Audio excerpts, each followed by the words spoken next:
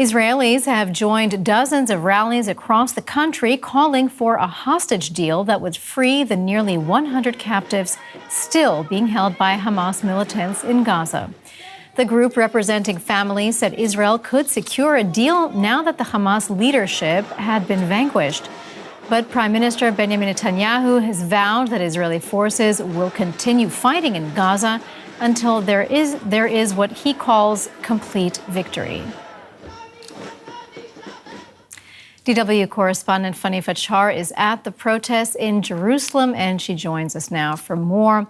So, Fanny, we know that these protests have been going on every week for months now, but are the intensifying rocket attacks by Hezbollah having an impact on how many people are taking part in these demonstrations?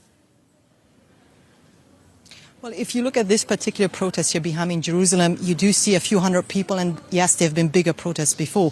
However, and as you just mentioned, there have been protests across the country, in Tel Aviv and other parts, and this did not stop. In fact, there have been protests almost every weekend. And in Jerusalem alone, this is the second protest actually this week, because the first one was on Monday when the Israeli parliament, the Knesset, convened for the first time for its winter session. And people's demand didn't change, of course. They're here calling on Prime Minister Netanyahu, saying that shame on you, Prime Minister Netanyahu, because you're not prioritizing the lives of hostages. Rather, you're expanding the war to a multi-front war. So those demands didn't change. But really, the big question is, what is happening to the 101 captives that are still held in Gaza, and their fate completely unknown, just how many of them are alive? The fear here among people is the longer the hostilities continue, the less likely it is that their relatives here who are protesting are going to see their family members alive.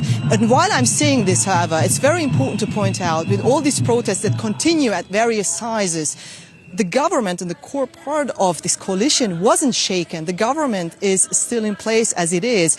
And that, of course, tells you a lot about how polarized Israel and the society is. In fact, if you look at fresh poll numbers, the Likud party, which is part of the coalition party, would win an election, wouldn't be able to form a government, but would be the strongest party as suggested by polls. So clearly, even though there are these protests and there is a pressure that is to be kept up on Prime Minister Netanyahu to change course and hostilities in Gaza, help to release the hostages, there are also many people in Israel who say that Prime Minister Netanyahu is doing a good job. Well, Fanny, we know, of course, that one of Israel's most important allies is the United States, and many Israelis are watching the upcoming U.S. election quite closely.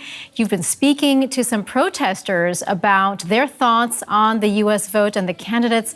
Let's have a quick listen. I don't know which is better, Kamala or Trump, but at least from the Israeli side, somebody needs to put pressure on us. In the US, that's the Democratic Party will win. That's what I hope for, really. I think it will be another kind of catastrophe if Trump will win. I think if Trump will be a president again, then we have no hope for a hostage deal in here. So I hope Kamala Harris is going to be the president. All right, so a few of the protesters expressing their hope that Kamala Harris wins the election. But Fanny, is that representative of who Israelis broadly favor in this upcoming U.S. election?